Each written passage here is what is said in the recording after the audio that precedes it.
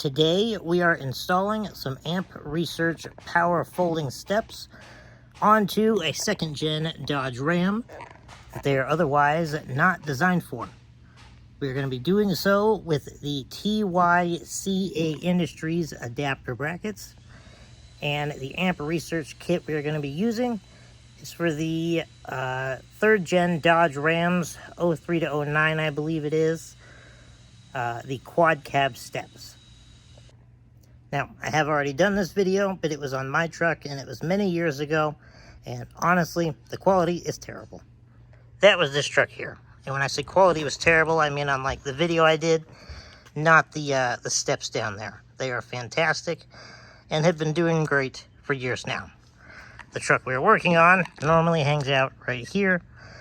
Same as this. That one's a 99. Little brother's truck we'll be doing it on is a 2001. It is all black, a 5-speed, and a long bed. But install procedure will be exactly the same. For step 1, he is taking the TYCA Industry adapter bracket there and marking up the hole on the inside there, which we have generally referenced from my truck. Now, given how much adjustability there is in the step and how you can just slide it up and down the arms, you don't have to be too particular with this. Just find a good sturdy spot to make yourself some holes, and obviously make sure your bracket is nice and straight up and down. For the hardware to mount it, this is how the bracket is going to sit right up behind the rocker panel there. This lower bolt is going to take that lock nut and bolt right there, because we can just drill a hole right through this pinch weld and go right through it. But for this top one here, it is obviously going to be hidden back in our rocker panel here. So we are going to be drilling those a hole for up here, and I'm going to put this rivet in. That way that screw there can go through and secure in to the back side of our rocker right there. Now, what size are our drill bits over here we're stepping up with? Or did you just pick small to big? I don't know, but the largest is a half, and I wouldn't go above that. Largest is a half. We based that off of our rivet. If you don't do rivets and you use the little, there's a little silver metal slot thing with some threads on it that you drill a hole and you fish into the rocker panel if you buy your steps brand new from Amp. Since we didn't buy this particular set brand new, we don't have those little mounting tabs, which is why we are using the rivets.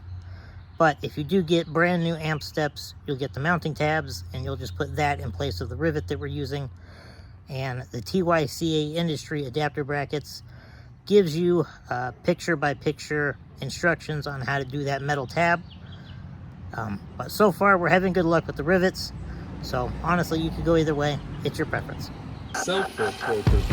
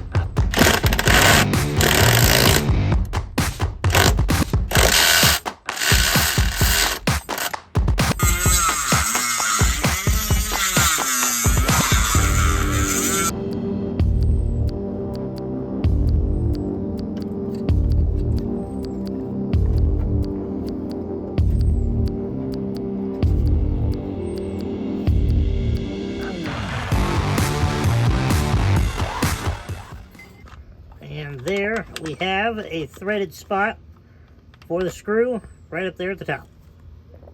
Now we can secure the bracket and continue on. not right.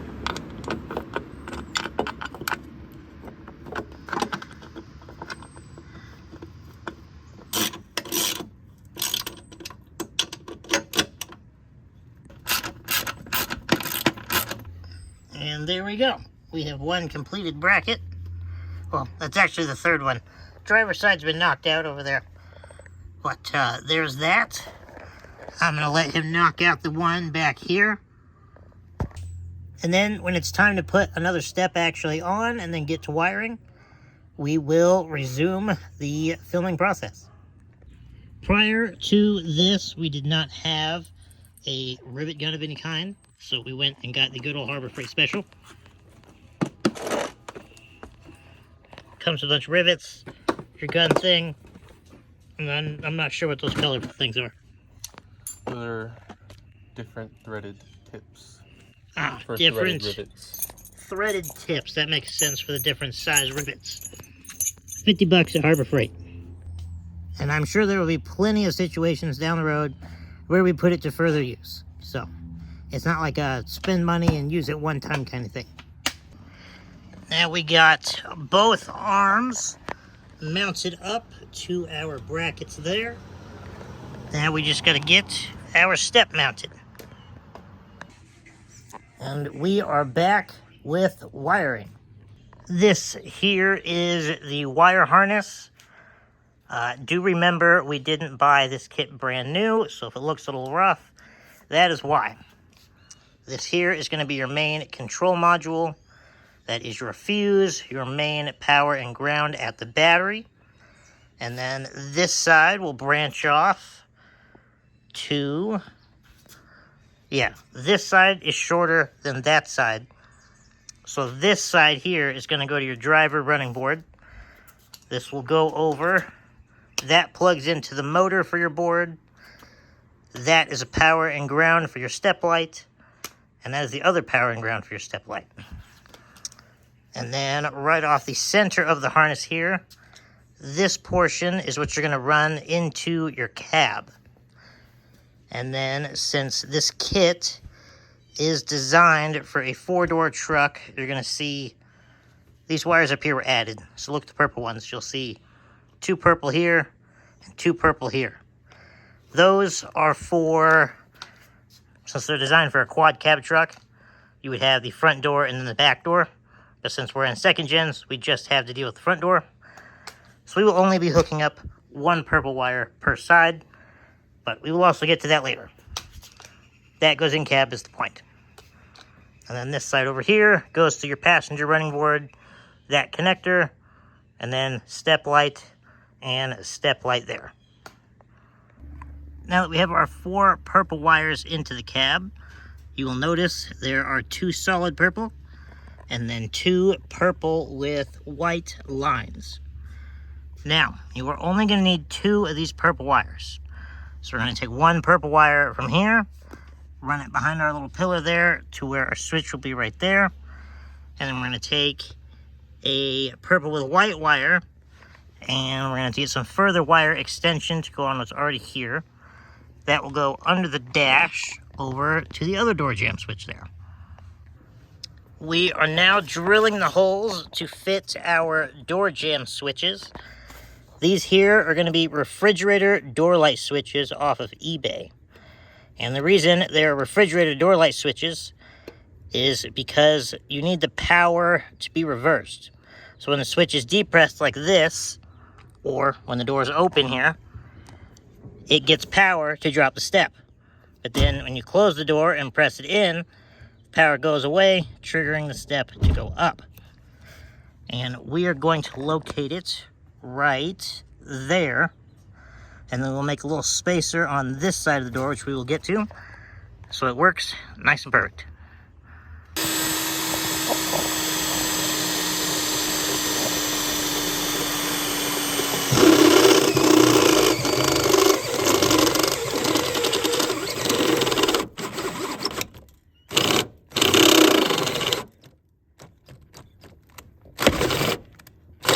There we have the hole drilled. So take our switch, fit up in here with my short little arms, stick it right in. This hole is not quite centered on that one, but it'll work. And then there is the one on the driver's side. So now we just need to take this one, this solid purple wire, run it through there to the switch, and then run a ground wire from the switch right here to the dash frame, and our driver's side board will be wired up. Then we run purple with white over there, and then we give it a ground wire as well, and that will complete your in-cab wiring. So the extra wire that the previous owner added, I just cut that off.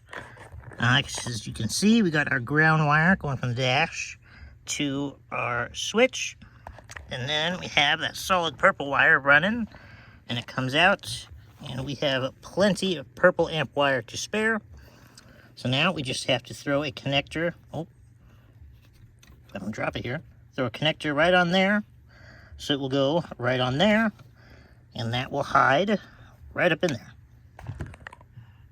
And then we almost got the passenger side wrapped up over there, which means all we got to do is connect it to the battery up there, and we should have some steps going up and down. Wait, no, we do have a spacer to make right here, but that's not very hard. Wiring-wise, we're almost done at least. Now that the door jamb switches are in place and wired up, we got to step over to my truck here and take a look at the door jamb spacers that we're about to make, so that the button gets fully pressed every single time. All right, so we have our refrigerator door switch there. And you see we have this black spacer. Now this spacer is made up of a piece of ruler that was cut short. And then this one here is the magnet sensor thing that comes with the adapter brackets. And I cut the wires off the bottom here, and I took the other side, that one, there's two of them, that's the magnet side, and then I just JB welded it together and painted it black, because I could never get these little sensor things to work. One is supposed to go here, and one is supposed to go in place of this switch, so that way when they separate and the doors open here, it triggers the step to go down. But I could never get that to work, which is how I ended up with the refrigerator switches here, and then the spacer here, so that way when we step back, close the door,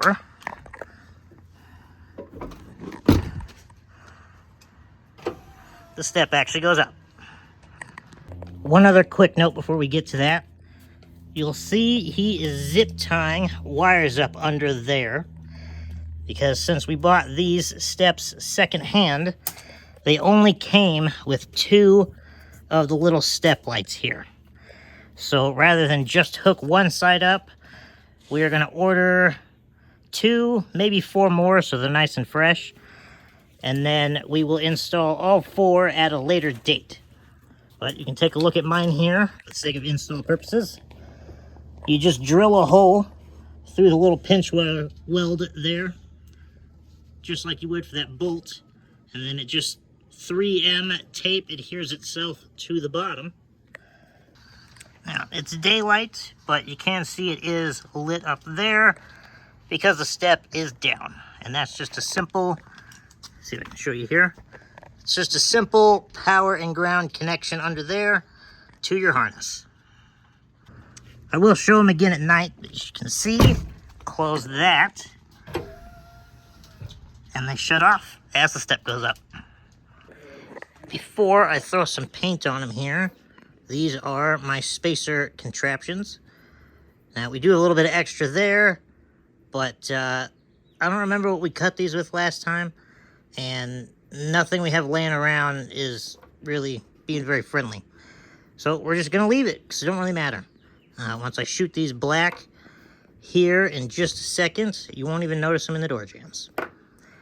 And this is the wire that attaches, which one here? Yeah, there it is. You can see right there where I cut the wire off from that, because this is what would normally plug into the wires that we have attached to the refrigerator switches. And so then when it's separated from this other piece, it would drop the step. But like I said, that never worked. So I want to paint these black. They are now sprayed. I can't even see them through the camera. Oh, there they are. Sprayed black with our trusty Rust-Oleum truck bed coating. Given it's like 85 outside, those will be dry to the touch here in 10 minutes, and then we will stick them up in the door jambs. Alrighty, he just attached power and ground up there. Checked to make sure the fuse was all good. Spacers are not in yet, but before we adhere this switch and that, we will test it out. Moment of truth. Oh, look at that. And as soon as I let go, it drops right down. Fantastic. Alrighty, door jamb switches and spacers are installed. Let her rip. Down she goes. Come around here and give you a little look.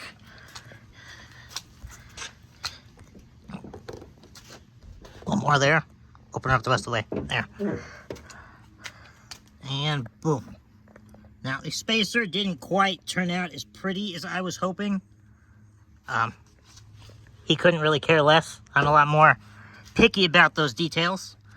And then our little refrigerator switch here, for some reason, is not securing into the thing, or the cab, with the two little dabs of JB Weld like it did on mine. However, it is still fairly secure, and it works. So it can hang out like that until we figure out how to make that not jiggle just a little bit, but small detail that nobody would ever notice. All right. Sorry. Oh, come on, focus. There we go. I had to do some readjusting on this passenger side here, which is the reason for our location change, but it is going up and down as well.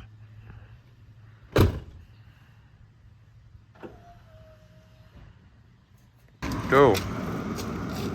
Alright, now this level kit is like 2 whole inches taller than mine. And I can still hop up in this thing.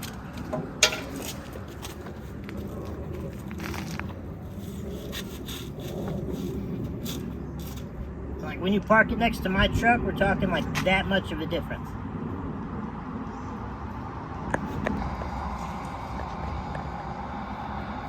Like there's no question that this truck is taller than mine.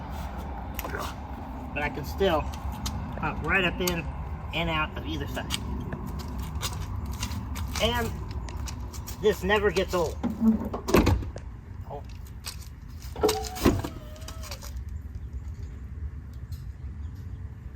I mean, they go up and down every single time. It's fantastic. Already tall person that can get in and out with or without steps. What's your opinion? Was it worth it? Definitely. It's a lot better being able to step versus having to hike up like this every time. That's not very fun.